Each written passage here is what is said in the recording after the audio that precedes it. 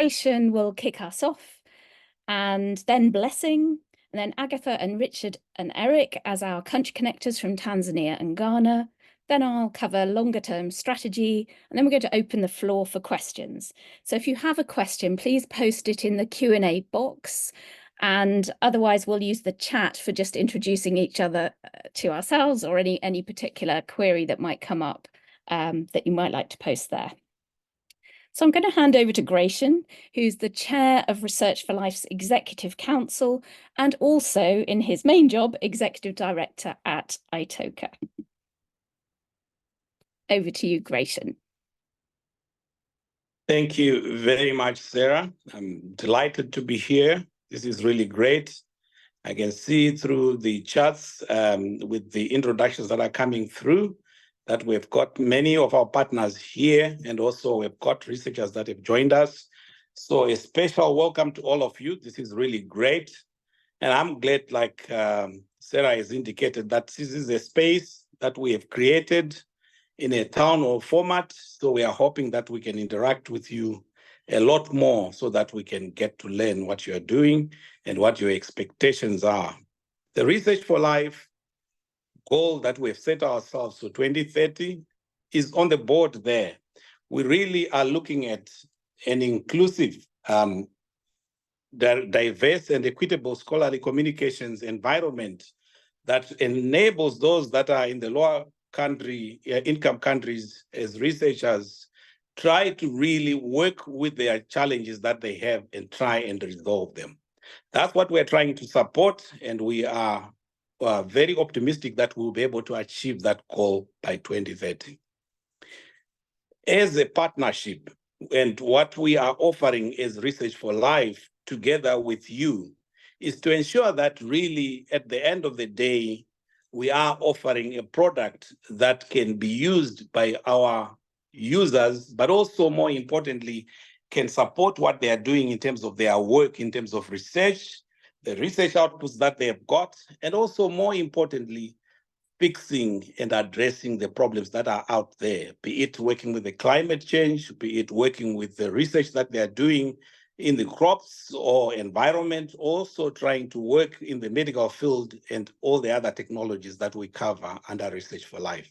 In blue there, you will see that in terms of discovery, the platform that we have created under Research for Life really enables us to get to the databases and the journals and the books and all the content that is available through Research for Life. We are trying to make sure that by the end of the day, we cover as much in terms of content type and also in terms of the languages that we produce in that content and what we are offering. Ultimately, we want to make sure that the SDG goals aspects are really taken care of, and we are trying to address the issues that are highlighted under the goals. We also really are working on, if you look on the quadrant that is below that in terms of exchange knowledge, to make sure that as partners, we are putting all this knowledge together that we are working on, and really what our experiences are and the insights that we have, we are sharing those. And this network that we have of partners ensures that at the end of the day, we have got synergies and we are leveraging those synergies in terms of our offering.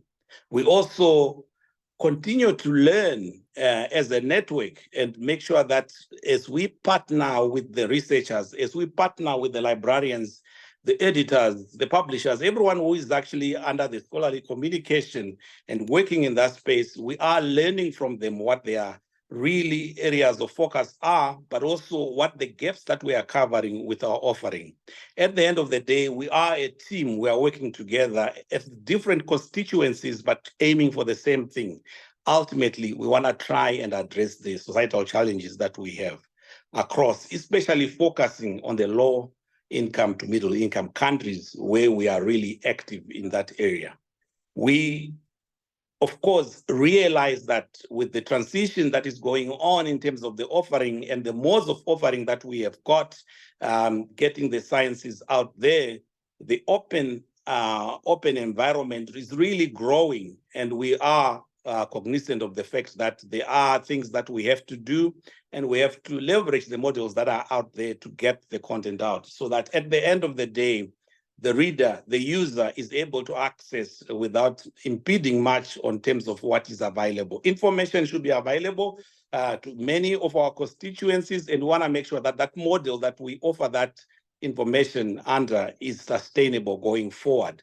So really, at the end of the day, it's the user who is at the heart of the work that we do. And we do it in a fashion that is equitable.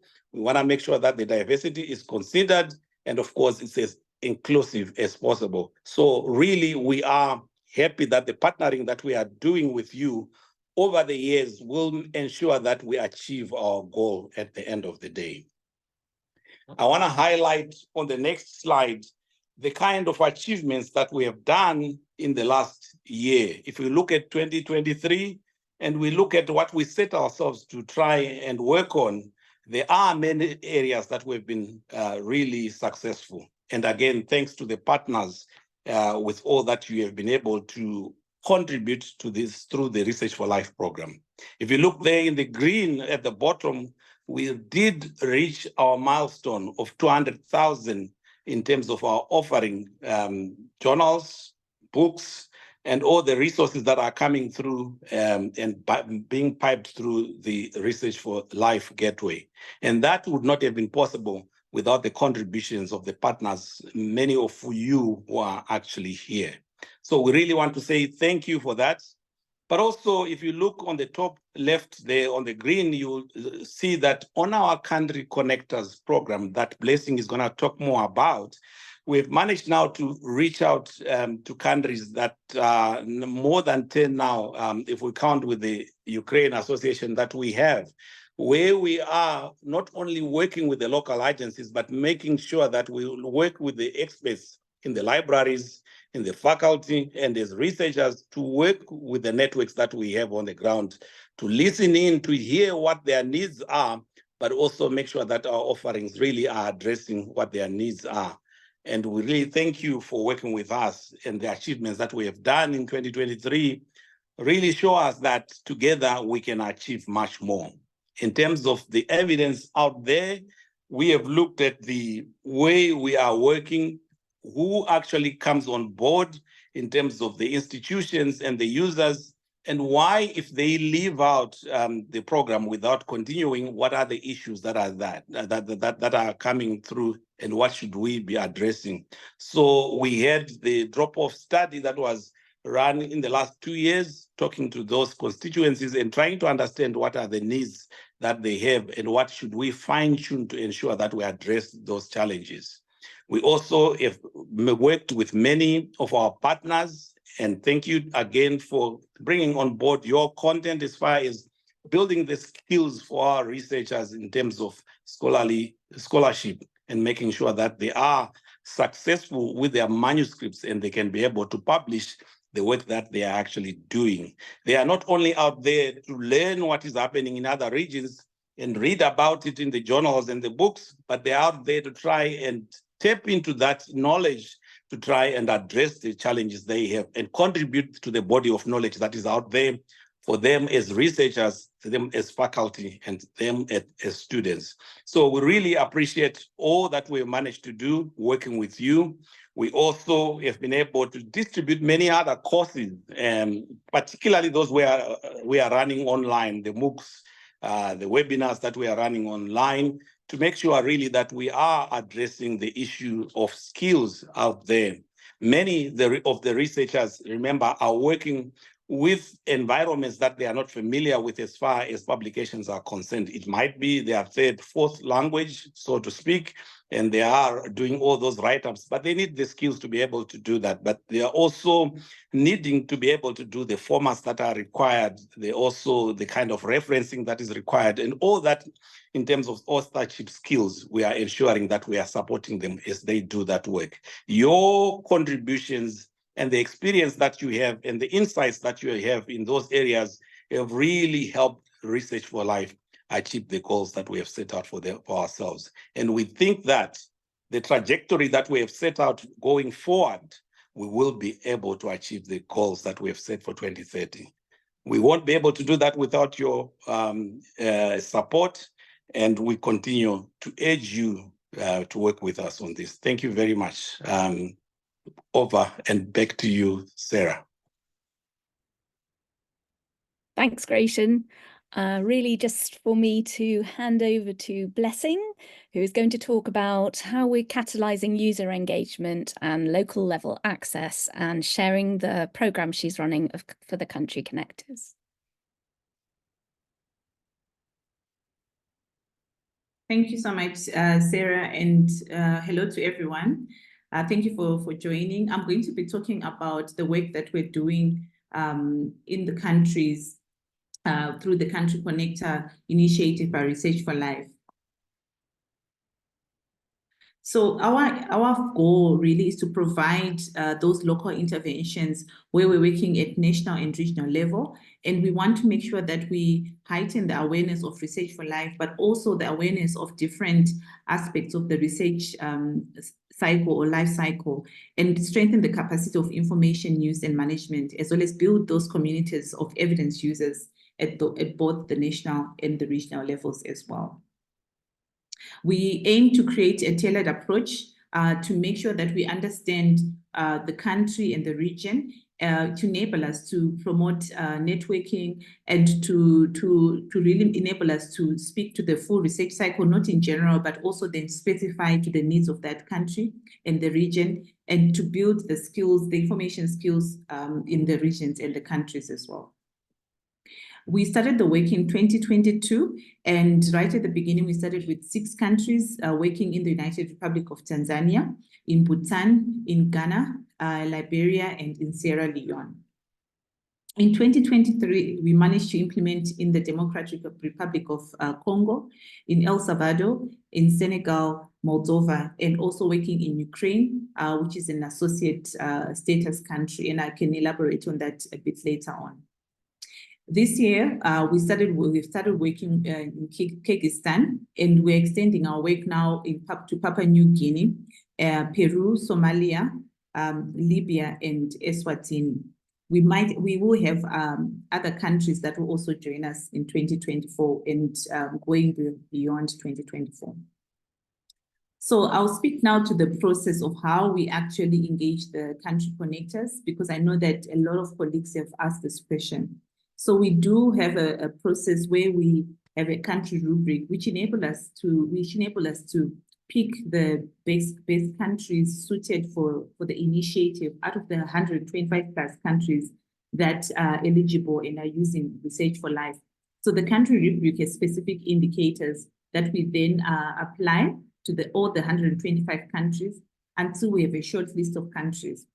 Once we have the short list of countries, we then share that short list of countries among the stakeholders of Research for Life, and then we have a smaller list until we have the countries for each of the year, and depending on the budgets that we have for implementation.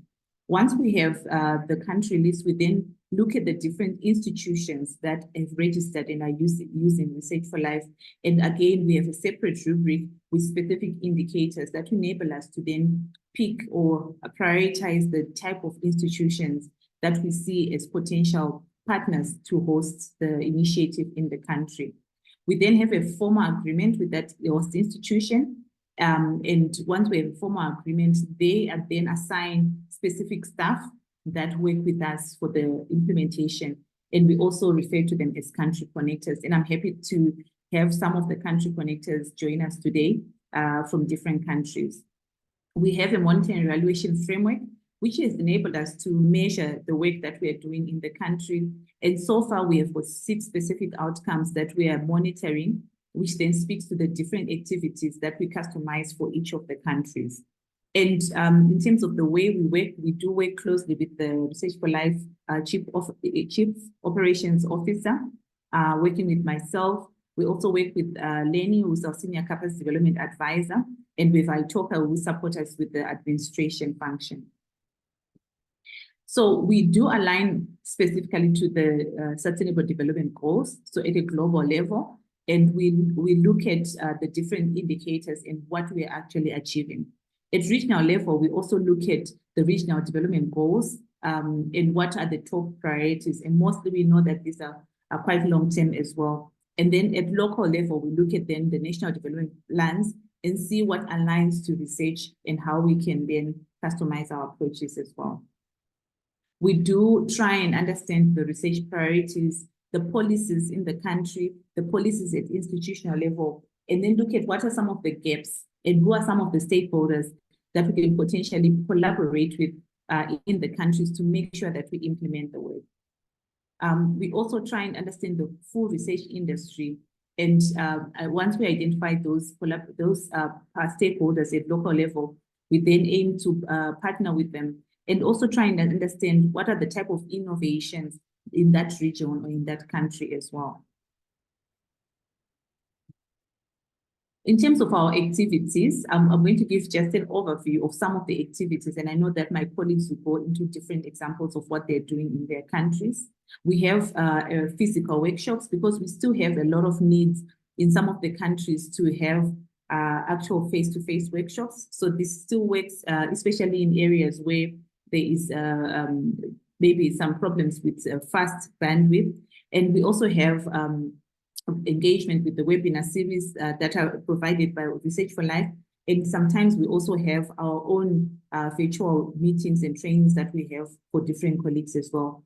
We present and participate at different conferences and meetings to make sure that there is an understanding of the work that we're doing in the country and that people know who to call on if they need assistance. We also provide some local mini grants. This has actually enabled us to reach remote institutions because, like I indicated earlier, we have a host institution which partners with Research for Life, and most of the time they then allocate 2 to 3 staff members to then work with us. And it is not feasible for these 2 to 3 country connectors to travel the whole country. So what we've developed is an ambassador network, and I'll also elaborate on that a little bit on. And the local mini grants that we then provide enable those ambassadors to carry out the work in their institutions and in their communities.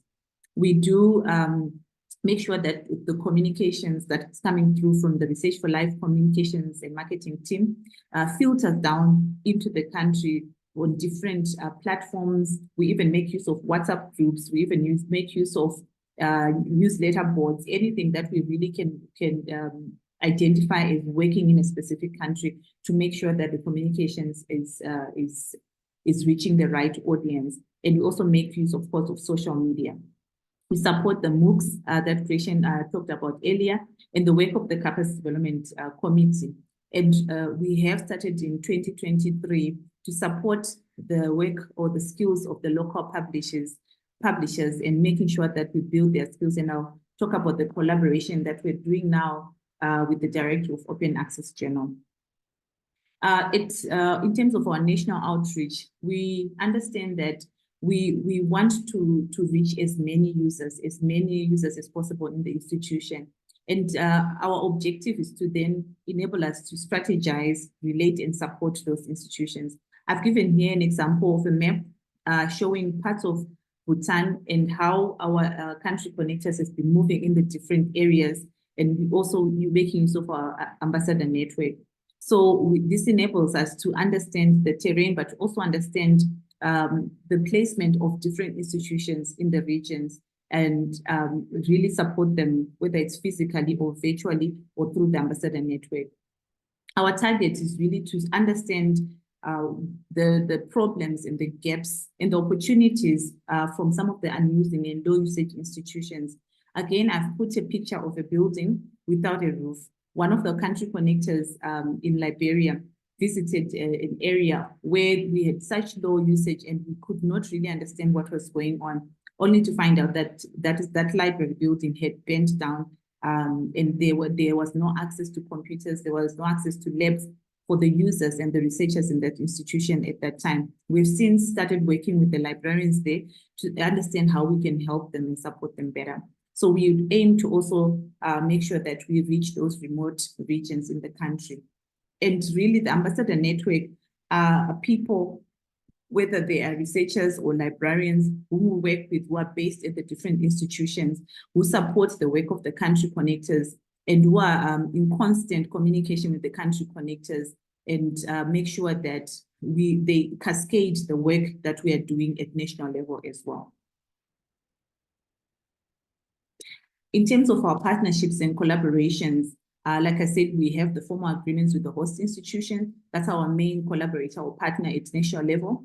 We also aim to collaborate and partner as much as possible with the regional education and regional research and education networks, as well as the national research and education networks. And this has really proved to be worthwhile because their main objective is to make sure that they support in terms of ICTs, research and education institutions, and these are similar institutions where we are currently working at. We also partner as much and collaborate with government bodies, such as ministries and research institutions, to make sure that we are also advocating at policy level to support the research work in the country. A recent collaboration that we've had from last year, which is really proving to be fruitful, is with the director of Open Access Journal. We know that they've always partnered with Research for Life, but within the Country Connector initiative, we are working with them to build the skills of local publishers to make sure that we enhance the visibility of research that is coming out from the Global South. Most of the local publishers in these countries do not have enough skills, they do not have enough platforms to enable them to have high quality publications that can be visible even at a regional level or national level, and sometimes even globally. It's a big challenge. So what we've done is we've partnered with DOAJ, who provide a 4-week course, and we have clustered different countries according to geographic time zones as well as languages. And this course is an accredited course through the Association of Scientific Academies in South Africa. And it is currently available in English, but this year we are expanding to Spanish and to French.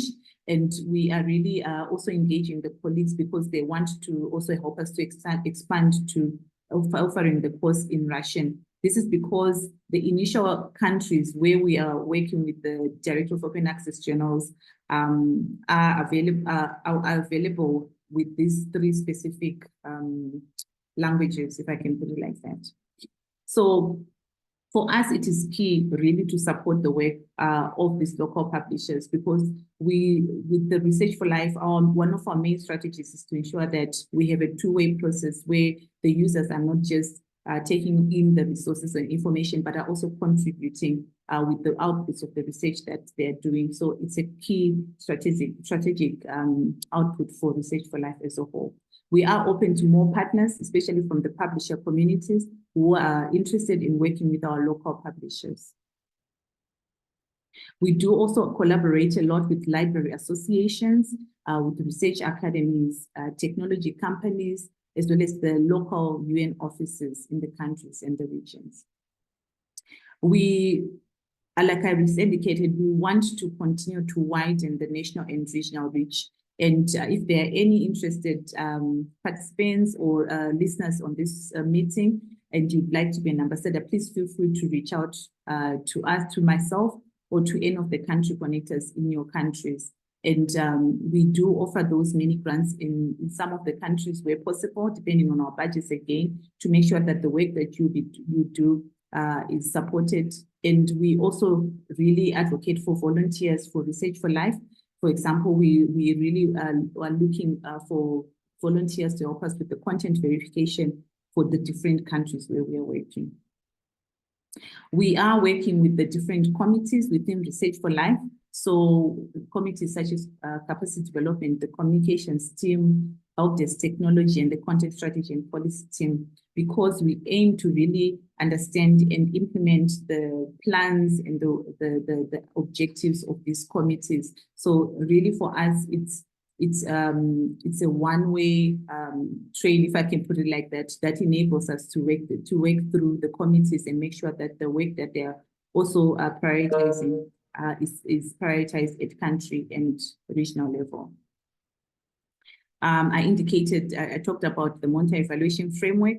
So for us, it is good for us to always measure the work we're doing. And we hope that once our annual report for 2023 is out, you'll be able to see some of the work and the impacts, the initial impacts that we are seeing in the country. I've highlighted some of them: the increased usage, the new registrations, the new, the higher levels of communication, some of the initial South-South collaboration and collaboration with other research bodies as well, as cascade effects of the work that we're doing, but also some impacts on the actual numbers of what we are measuring with that M&E framework.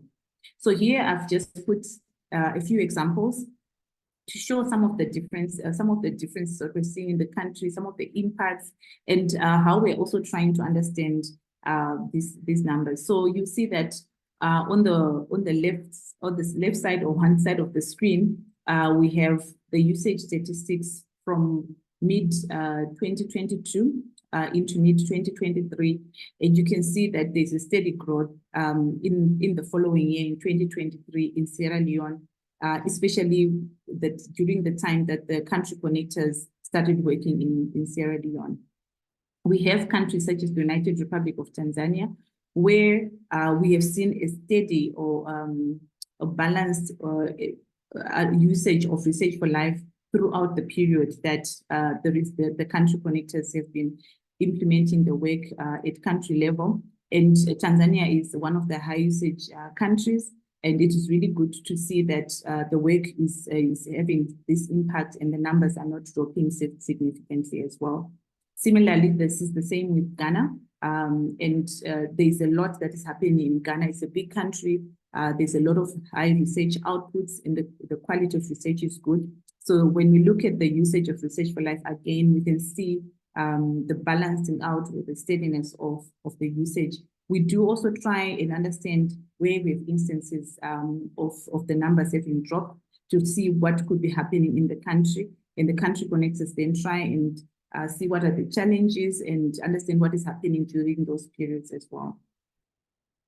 Ukraine is one of our country connector associates countries, meaning that they are working with us using the same structure, but we are not providing any financial support to them. And we have since started working with them last year in 2023. And the work that they're doing continues to really be impressive given the current circumstances there. And we have 2 country connectors that we're working with as well in the country. I really want to thank the support that we have received for the Country Connector initiative from the different stakeholders. Of course, the Friends of Research for Life, which really includes the multiple Research for Life publisher partners, the Elsevier Foundation, which has enabled us to really make sure that we have tested this initiative and making sure that it is working and implementable. We also had support from Springer Nature, WHO, the World Health Organization, the American Chemical Society, and the local partnerships that we have at the national level with the institutions and associations. So thank you so much to these supporters who have enabled us financially to implement the work. And we do continue to look to more partners, especially financially, to make sure that we enable the work in more countries or expand the work that we are doing in the current countries as well. So I've just put together some of the pictures to show some of the work that we're doing in the different countries. And really thank you for your time. Thank you so much, Sarah. Thank you, Blessing. Right, so we're going to speed on, but please do put your questions in the Q&A box. And now I'd like to welcome Agatha, who's going to speak on behalf of our country connectors in Tanzania.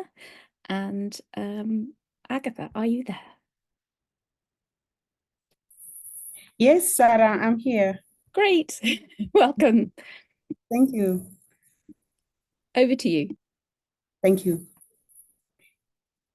Hello, everyone. My name is Agatha Mashindano. I am Research for Life Country Connector from the United Republic of Tanzania. So basically, we are 2 Research for Life Country Connector, me and Dr. Grace Msofe, who is also in this meeting. So I will present about the work that we are doing in on Research for Life. First of all, I want to welcome you all to the United Republic of Tanzania. It is a home to iconic natural landmarks such as Mount Kilimanjaro, which is the highest peak in Africa, and also Serengeti National Park, which is very famous for annual wildebeest and zebra migration. The population of Tanzania is approximately 61 million people. Swahili is the official language of the country, but we also use English as a language of instruction in secondary school and higher learning education.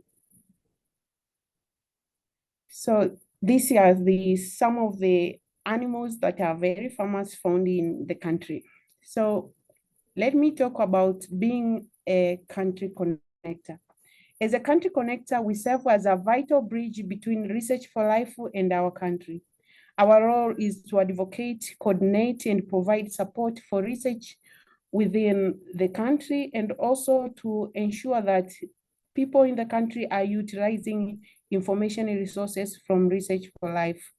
Our goal is to ensure that the researchers, academic, and healthcare professionals in our country have access to a wide range of information and resource to boost the research capacity. We identify local needs and local collaborator, and also as a Research for Life country connector, we aim to enhance Research for Life resources and build capacities to our communities.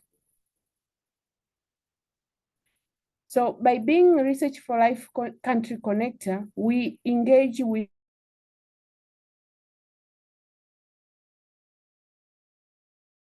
researchers, academics, and health, and we provide support when needed. For instance, 31 institutions managed to update their informations, and also 12 institutions which have challenges in accessing Research for Life were reported to the help desk, and the challenges were resolved. We share Research for Life news and adverts such as MOOCs, webinars through the local social media that we have here. We also assisted 47 institutions in registering in Research for Life platform.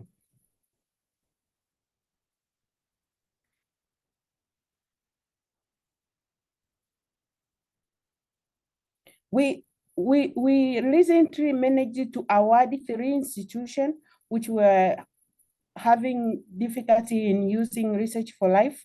We award them with grants, and those institutions managed to conduct capacity building to their institution, and they managed to teach users on how to use Research for Life in the institution effectively. We also collaborate with Bhutan Research for Life country connector for supporting the development of institutional repository in Bhutan. These are some of the activities that we have been doing in Tanzania. This is Dr. Grace Msofe. She was presenting to the participant of the National Symposium of Library Service and Book Fair about Research for Life. Next slide, please.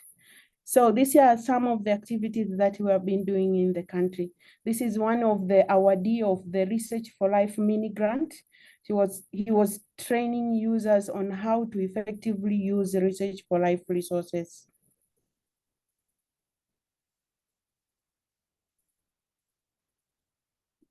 Next slide, please.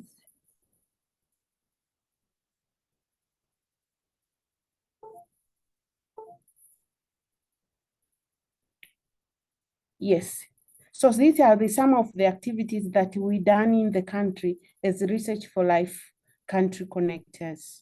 This is Dr. Grace Msofe explaining to the participants of the 5th COTUL Scientific Conference workshop, which happened in Singida, about the Research for Life.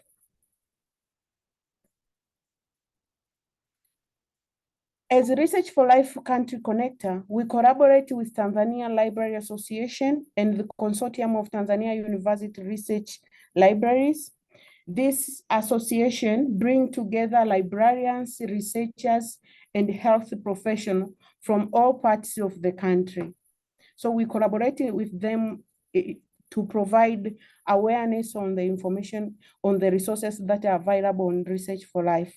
We also conducted meetings with the local publishers, emphasizing the benefits of registering their journals on Directory of Open Access Journal. So far, one publisher has shown interest in being part of Research for Life, and we are in the preliminary stage to join this publisher with DOAJ.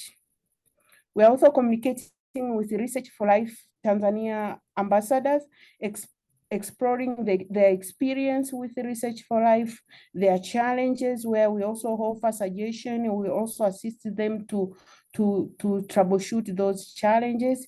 We're also discussing with them on how they can effectively use Research for Life in the country.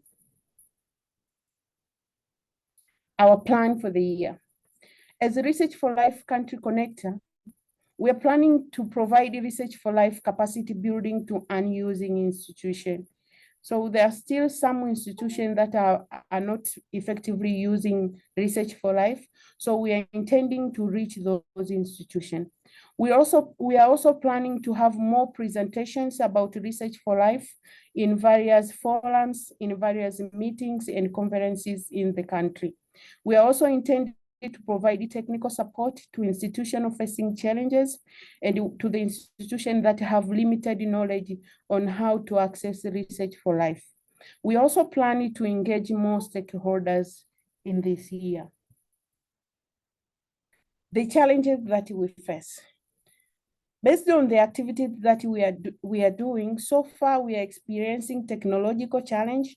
This involves limited internet access and limited internet connectivity to some of the institutions that we are assisting.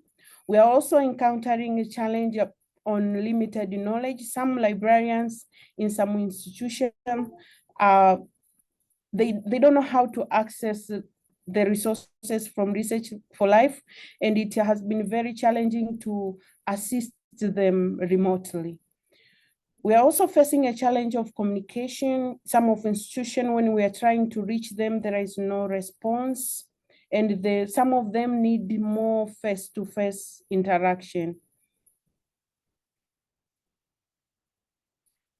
So far, we are very we get a lot of support from the institution, the University of Dodoma, so that we are comfortable assisting other institutions that are in the country. We have very strong research policy at national and institutional level. We have the potential local collaborators for infrastructure development and support. And we also have a very strong library and research association. This is the consortium of Tanzania University Libraries and the Tanzania Library Association. They are very supportive. Thank you very much. Asante. Thank you so much, Agatha. That was amazing run through very quickly. So please put your questions in the Q&A box, and we're otherwise going to move over to Ghana. So today we're going to hear from Richard and Eric, who are our country connectors in different areas of Ghana. Over to you, Richard, to start.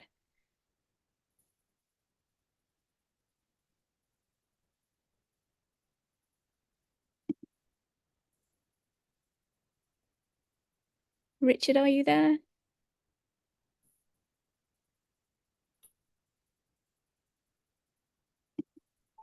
You were there earlier. Hold on, I can't. Let me see if I can see him.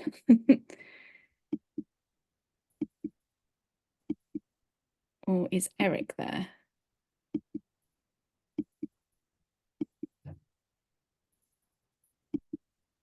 I see he's there, but he's muted. Okay, I'm trying to ask to unmute.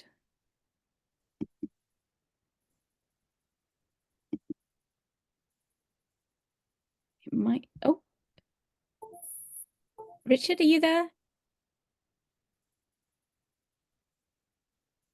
Our connection wasn't very good when we last spoke. Hello, Oh, hello, Richard, hello? are you there? Hello, Sarah. Yes, I'm here. Fantastic. Okay. Are you okay to start? Yes, please. You have my presentation. Can you see my slides? Yeah. Yes, I can see. Okay. Let me know when Yes. you need me to move on. Okay. All right. So I'm going to look at the country connect the work in Ghana, the activities, the areas of growth and areas to improve, and then that should be it. And then please you can. So Ghana Library of Association was contacted or was linked up with he linked up with the Research for Life that we should collaborate with Research for Life in terms of promoting the Research for Life product or the resources. So Ghana Library Association appointed 3 of its members, 1 in the north, 1 in the middle of the country, and then 1 the south. So they'll be looking at all the institutions and organizations in those areas because it's quite a big country. So therefore, there's a need to have a lot of, 3 people to work with. You can move on, please. So these are the country connectors. We have Richard, we have Miriam, we have Eric. Richard is in the middle of the country. Miriam is at the north, is in the northern side of the country, and Eric is in the south. Okay. So we are all working here. So we also officially appointed ambassadors, all to help us to do the work, since the country is big. So we have some in the institutions in some countries. So we have Daniel, who is in the Cape Coast, and we have Deborah, who is also in the north. We have Edward Bolte, who is in the middle. Edward Bolte and Emmanuel, they are in the middle part of Ghana, which is KNUST, Kwame Nkrumah University of Science and Technology. We have also Franklina, who is also south part of Ghana. And then we have Fred, is also we'll say East Coast if you're to be in the US. And we have Kwesi JC, who is in the University of Ghana. We have another person also in the north, DKD, and then we have the UNE, who is also some of if you are in the country, you'll see in the Bono area. So these are the official ambassadors that are also helping us to promote the resources and then do the work. And we had some of them also volunteered. Like for instance, Henry and Vivian volunteered to join.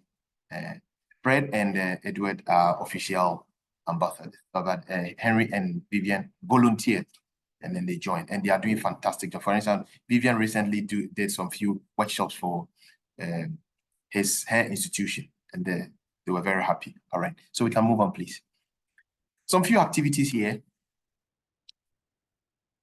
All right, so the local advocacy and awareness. So the country conductors work to raise awareness about the Research for Life within the country, advocating for the importance of access to scientific information and promoting the benefit of participating in the Research for Life program.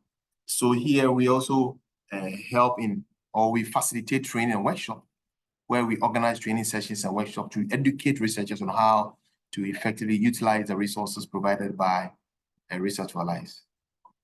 And I believe that it was done by enhancing digital literacy, research, and information literacy skills.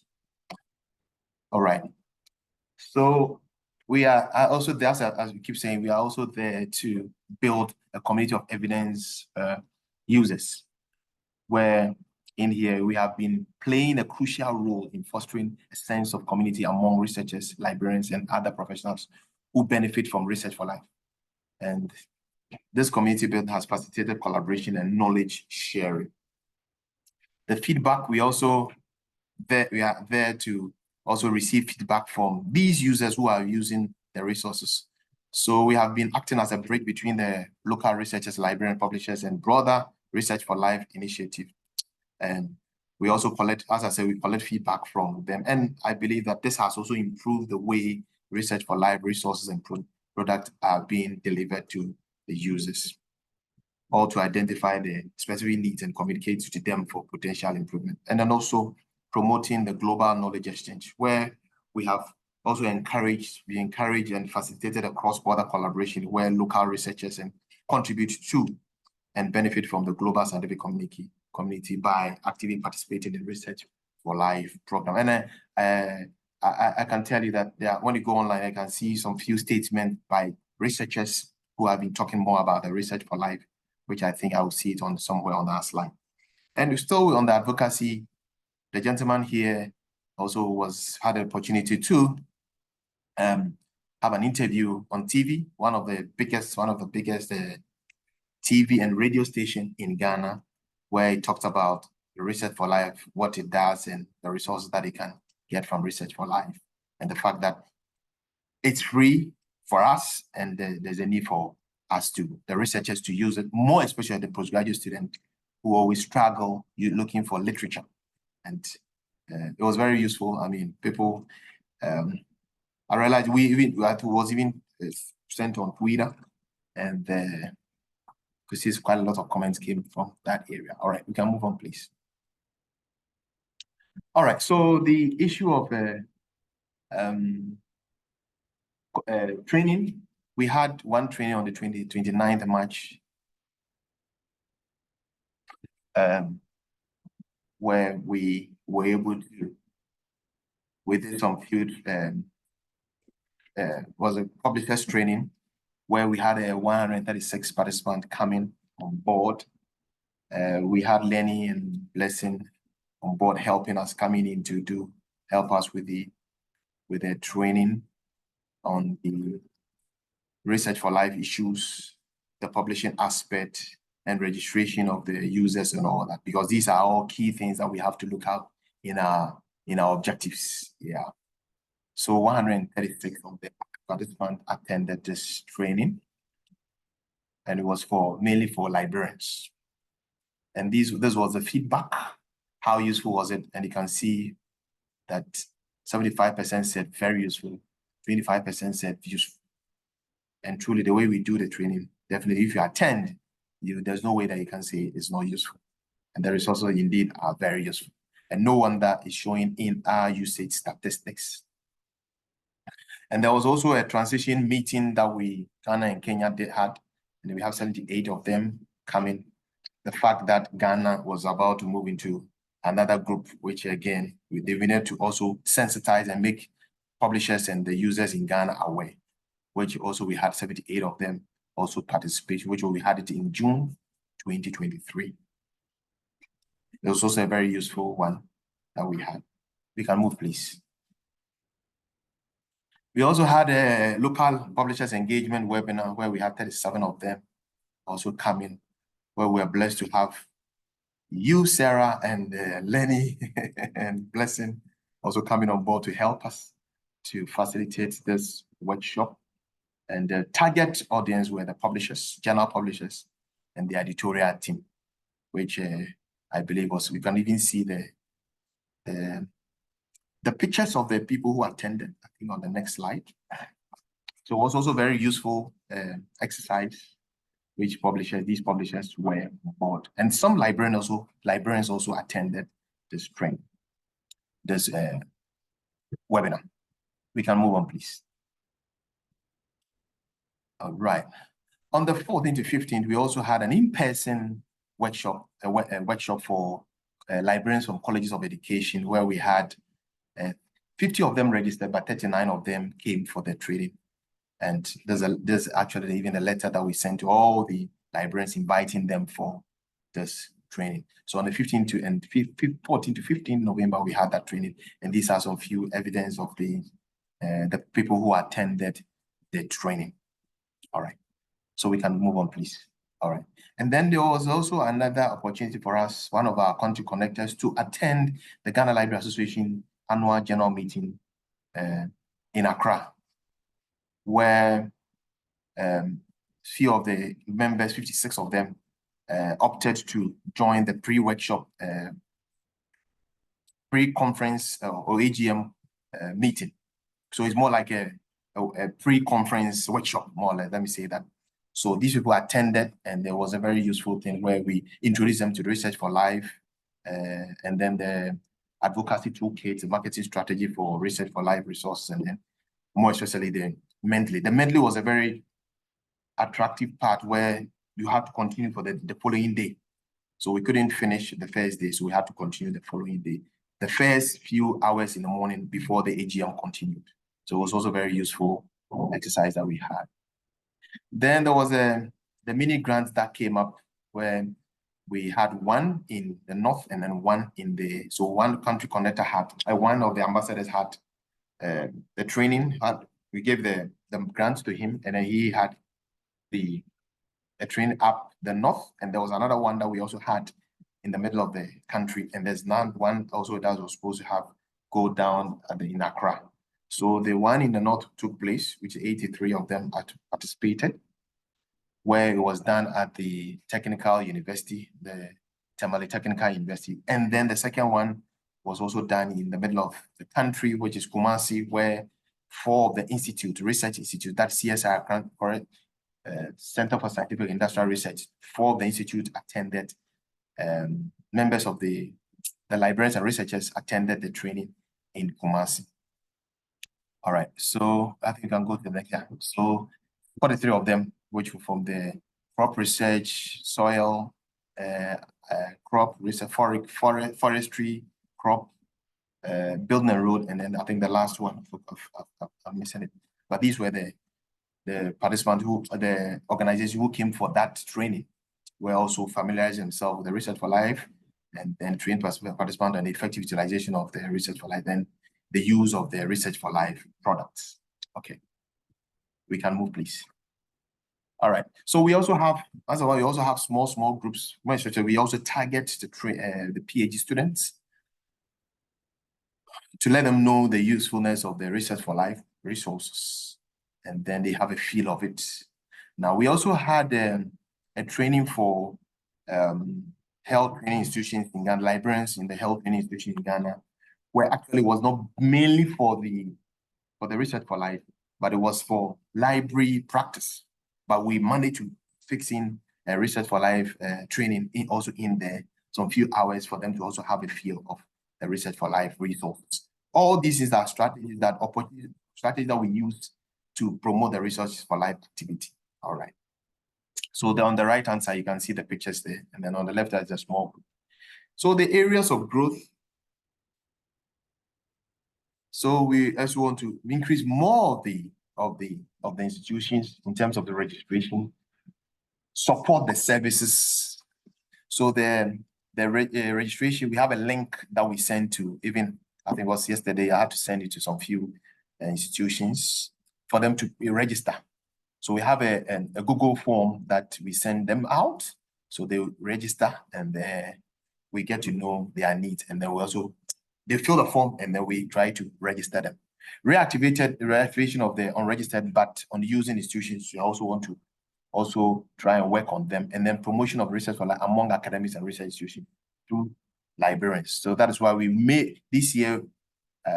We are thinking of also increasing the ambassadors. So we have maybe one institution, one ambassador policy or strategy that I think all to promote the Research for Life products and services. We can move, please. Okay. So in summary, the workshop, the webinars that we have had, registration and access webinar, we had 136 people attending. The transition webinar, 78 attending. The publishers engagement webinar, 37 attending. The College of Education Librarians workshop, 39 attending. Ghana Library Association AGM pre-conference workshop, 56 attended. The mini grant workshop in the North, 83 attended. The mini one that was done in the middle part of the country actually is 43. And in all, so we have touched 472 lives and researchers in terms of researchers and librarians in the country. All right.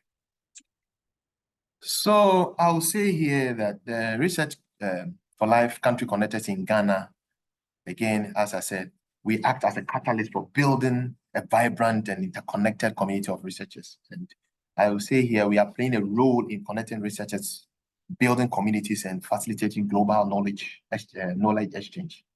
And I'll say here that we are the representative coordinators and advocates within Ghana who work to enhance participation in Research for Life and foster collaboration among researchers. So with this, I would say gracias. Thank you for listening. Thank you, Richard. Fantastic. So if you have any questions about Richard's presentation, please put them in the Q&A. I think that was a great whistle-stop tour. And he's become super famous, obviously, as a result, which is quite exciting. So I'm just going to quickly cover our longer-term strategy and funding. So as Gratian mentioned, we have 4 core areas now of focus. If you think about how Research for Life started, it's really on the discovery portal, so the blue side, and we're really starting now to pivot to our new strategy. So as you can see, some of our strategy does relate to the portals, and it's really important for us that in building knowledge exchange, North and South, and this global knowledge base, that we actually need to focus on what we're doing already, but to do it better. So in the near term, we must really deliver value for our users, researchers and librarians, but also to our funders and partners. And so for the Discovery portal, this means focusing on measuring our success. So we must understand our user journeys and usage better to know how to improve our portal service. And our country connectors are giving us direct feedback about what's working and what's not. Equally, we want to build up our regional publishing coverage, as you've heard. We want the local journals to sit alongside the research output that's mostly from the high-income countries. We have a new equity committee, and the co-chairs have just been appointed, so this is in the orange.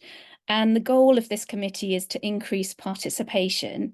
And the focus there is likely to be on participation in publishing, so that will include language skills training and also participation in networks. So how do our researchers get access to those networks, and how do they engage in exchange of information with other researchers in their field? Our capacity development team are working on a knowledge base funding proposal to bring together the wealth of resources that already exist across many platforms, from research design through to publishing and then policy and practice communications. So we're hoping to get funding for that project to enable us to start to deliver essentially a portal product that will provide access to all those trainings that are already available. But we obviously need to drive funding through Friends of Research for Life. And our goal here is to develop impact reporting, to develop a greater bank of user stories and videos, to use them in helping to tell the story about how we're changing and moving beyond simply access. At the same time, we need to get financial support to cover our operational costs. And ideally, we do want to remove the Group B fee. We recognise that's a blocker to success for access, and we want to work to do that over the course of the next year or so. Our strategy is really evolving as we learn from our users about what's really needed to level the playing field. So we have a number of projects for funding that we're trying to raise money for this year. So you may not know how Research for Life is funded, but our core operations are really funded by the $220,000 that we raised from just 130 institutions who pay a fee in Group B. So that's $1,500. But that means as a result, we're limiting access of our content to those 130 institutions, and there are about 4,000 registered. So we really want to move to remove that fee over the course of the next year or so. But unfortunately, that fee covers the cost of the technology platform, authentication, training, and some marketing activity. And equally, we've been drawing on our reserves, so to the tune of about $50,000 a year to top up our shortfall to afford the activities that you can see that we're doing.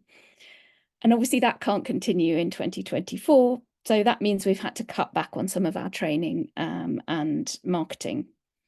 And we recognise we have super publishing support for content donation, but we want to increase participation and global knowledge exchange. And to do that, we need greater financial support and for our operations as well. So far, only a handful of publishers have joined Friends of Research for Life. So we'd really love to invite other publishers who might be listening on this call to become a member of Friends of Research for Life. We don't say which level you'd like to join at. It's really up to you, the amount you'd like to contribute, but we'd really love you to contribute to the work that we're doing.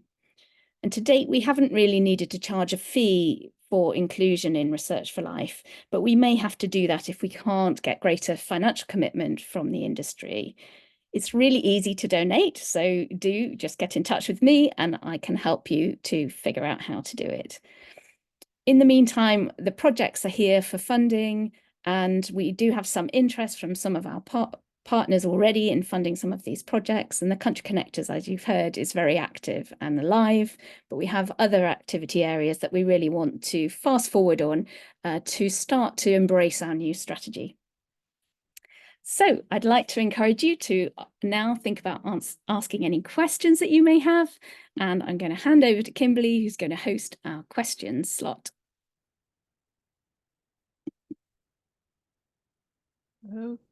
Okay, we have had a very active Q&A, which I've been trying to keep on top of, and we are now over time. So I will focus on some of the things that maybe didn't come out at all during the various presentations today, and apologies to those who wanted clarifications and more details about some of the things that we did cover, but maybe not to the level of detail you wanted. There was a very interesting question from Fabrice in Cameroon, who is asking about what is the possibility when there isn't a country connector in the country? How do the users, the librarians, the colleagues there take some action themselves for the connection? And I think that there's a number of answers to that question. And if our colleagues from the capacity development team are on the call and want to talk about some of the things that just very, very eager and active champions have done, it's an opportunity for you to say that. I'm putting you on the spot. So if you're not prepared to answer the question live, we can address it in other ways.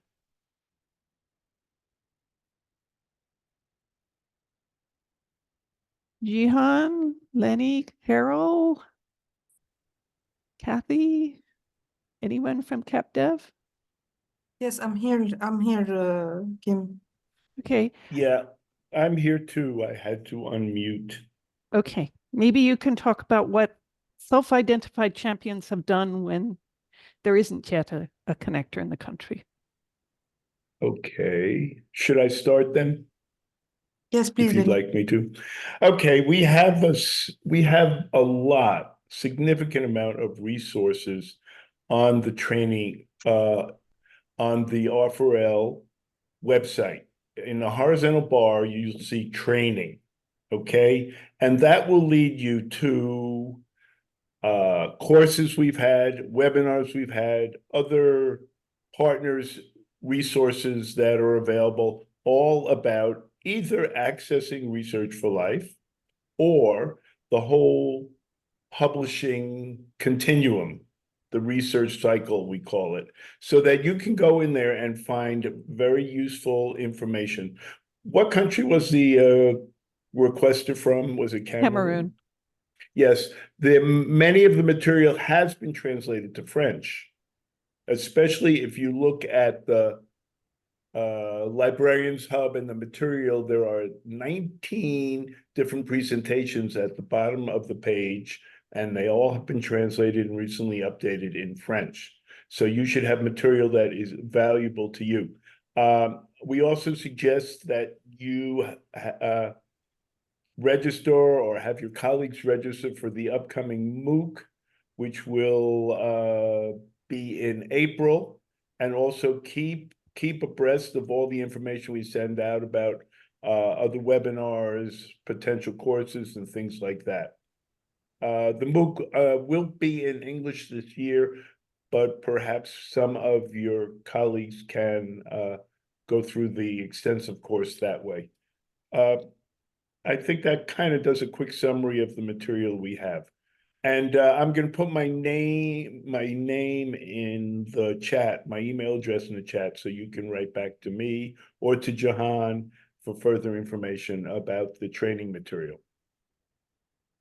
Okay, one thing that I should note is we had a lot of people asking questions about how does a country get selected as the country connector? How does an institution, how can someone express an interest in being a country connector? A lot of that ties back to funds. And if we have enough funding, we can expand the country list. If we get more funding, we can expand the country list. And if we can expand the country list, then as Blessing mentioned, there's a whole selection rubric to identify host institutions. Although we welcome expressions of interest, we're still going to follow the rubric, so we're doing it, the whole process completely openly and above board. So I'm seeing also people with questions about specific things like Lenny Carroll, Jihan, the recent workshop on grants, which is not yet posted on the training site. So someone has given us their email to alert them when that happens. And because we're way over time now, and I do want to honor people's time, we'll unfortunately not get into the level of detail with all of the questions, but I would like, if possible, our Country Connector colleagues to turn their cameras on if they're in a position to turn their cameras on so that they can be seen and you can sort of see, put some faces to the whole concept of how diverse our Country Connector countries are. Kimberly, we do have till 1/4 past. Oh, we do. Okay. Yeah. Thank you. Okay. So I'm not rushing us through this. So we do have the country connectors on the screen, which is fabulous. I can see we've got colleagues here from Liberia, from Senegal, from Tanzania, from Ukraine, from Ghana, of course. I know Fucho was here earlier, but it's quite late now in Bhutan, so he may have had to drop off. I think we also have someone here from our El Salvador country office. And Sierra Leone. So I think we've got a really great mix of our country connectors here, so thank you all. The other thing that may be of interest to the people here is how diverse those who serve on the Research for Life committees and chair them and serve on them. So if you want to turn on your camera, if you're a member of a committee or a chair of a committee, just so that we start to see how many people there are from many locations. Yes, yes. It's a large group. Well done. Well done. Okay, there was a question also, not just about the recording of this, but whether or not we would be sharing the presentations that people had. I'll leave that for Sarah or Mercy to answer. Yeah, we'll figure out what we need to do next. I think that's a really good idea. Yeah, usually we, in almost all cases, we put something on the webinar page and with the links to the video and the presentations. It might be a little more complicated because it'd be 3 or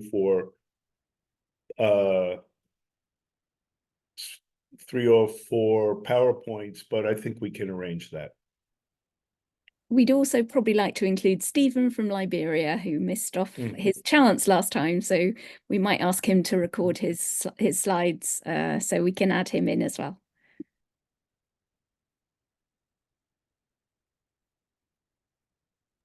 Yes, that would be lovely. And I think we should also say if there are publishers who are I mean, because this is a focused town hall for our publisher partners or partners in general. So if you're a partner and you would like to get more involved in some of the activities of Research for Life, maybe you could reach out to Sarah and say, you know, you'd love to put some energy behind some of the activities we're working on. No, Sarah. Oh, Stephen, hi. We don't have time to do it now today, unfortunately, but we'd love you to record it. I'll give you some instructions about how to do it if you like, and then we can share it on the website. Okay. Sorry about that. And there's more questions again about how do countries get selected, etc. Since we have a few minutes, Blessing, do you want to go into a bit more detail on the country selection rubric? Okay, thank you, and hello again to everyone. So like I indicated, we do have a rubric that looks at different indicators that we look at. So we do consider the level of research support or funding by the governments of those different countries. And we use the World Bank statistics for the specific indicator to see how much is being spent from the GDP and looking at other statistics to see the percentages. In most of the countries that we're working in, it's very small numbers, if I can put it like that. So we try and balance out so that we support, especially the countries where there's very limited support, and also mixing it with those that have some level of support from the countries as well. We then look at the visibility and the availability of associations, research associations, library associations as well in the countries. We also consider the number of institutions in the countries versus the size of the country in terms of the population of the country and the number of institutions that are providing research in the country. I'm trying to remember all the indicators in some way because I've not opened the rubric, but we do try and then balance out also looking at the number of institutions that are registered for Research for Life and those that are not registered for life in that institution as well, and trying to see for those that are registered, are they actually using Research for Life, and to what extent, and how can we then support them better? So the different indicators are there for the country selection. We then also prioritize within Research for Life, within the partnership, to try and understand the priority countries for the partnership as a whole, and then we further select those countries as well. And in our countries, we do not only select the high usage countries, we have different levels of high usage countries, middle level usage countries, and low usage countries, and we try and mix them because we've seen that by mixing these different countries, there's always opportunities for learning from each other as well, and looking at the different similarities and differences that we can work at through the implementation work of the work that we're doing as well. I don't know if I left out anything else, Kim. The balances of language and regions, but I think Yes. you covered the highlights. One thing that is coming up a couple of times is what are the perks of being a country connector? What do you get out of it when you're a country connector? Should I go for that or one of the country connectors? Okay. Why don't you start? All right, I'll start, and then any of the colleagues here, the country connectors can jump in. For us, really, we've seen that, I'll start maybe the definition of a country connector at institutional level. So with all the institutions that we've partnered with, we do have a great demand of institutions that actually want to be country connectors.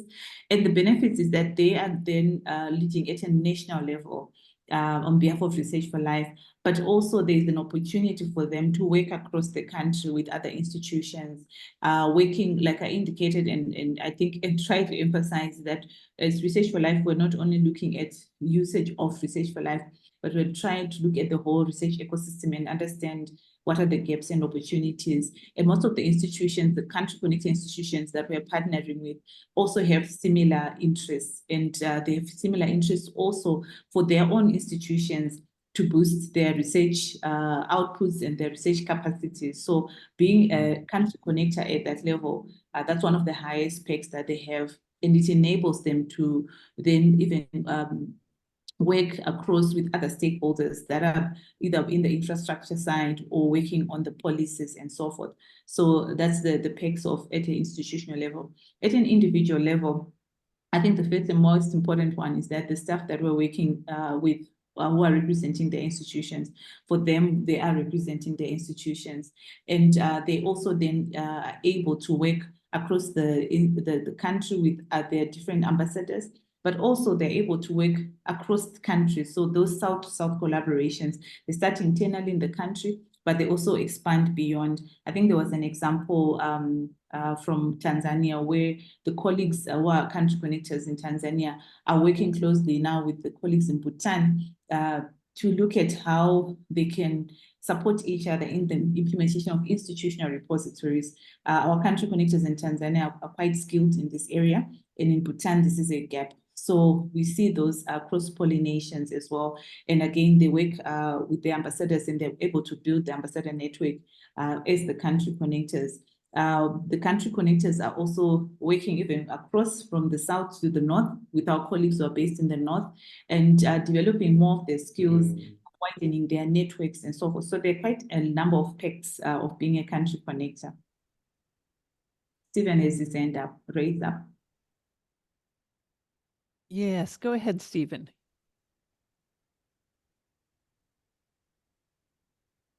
You will need to unmute.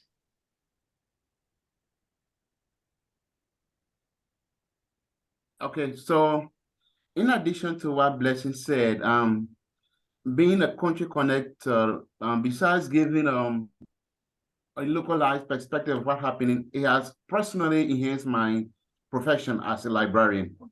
In Liberia, libraries are not really treated as compared to other countries. Most often, how do you call it? The less productive people are sent to the library. The library is like a prison for people who are not proficient at the job site, so they are sent to the library. So through Research for Life, with all the skills I learned, especially using reference management software and other things, when I go to other institutions conducting workshops, we're like, oh, there's this kind of thing in librarianship we don't know. So people just feel librarianship is just about packing books. So when they see, in fact, in Liberia, a librarian is supposed to be one older person with gray hair.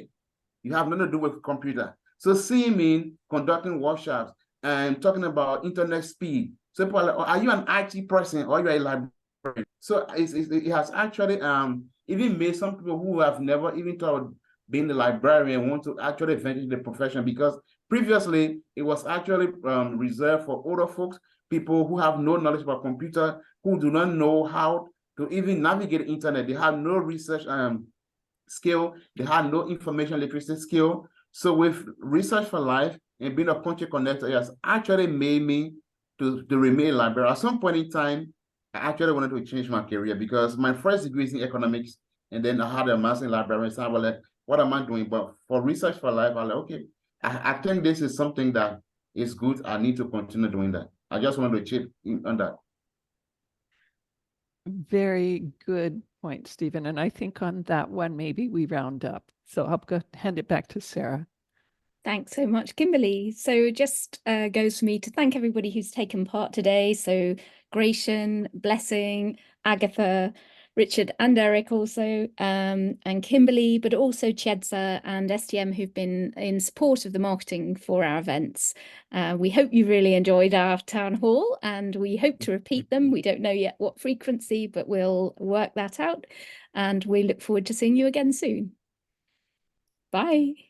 Bye. Thank you. Bye.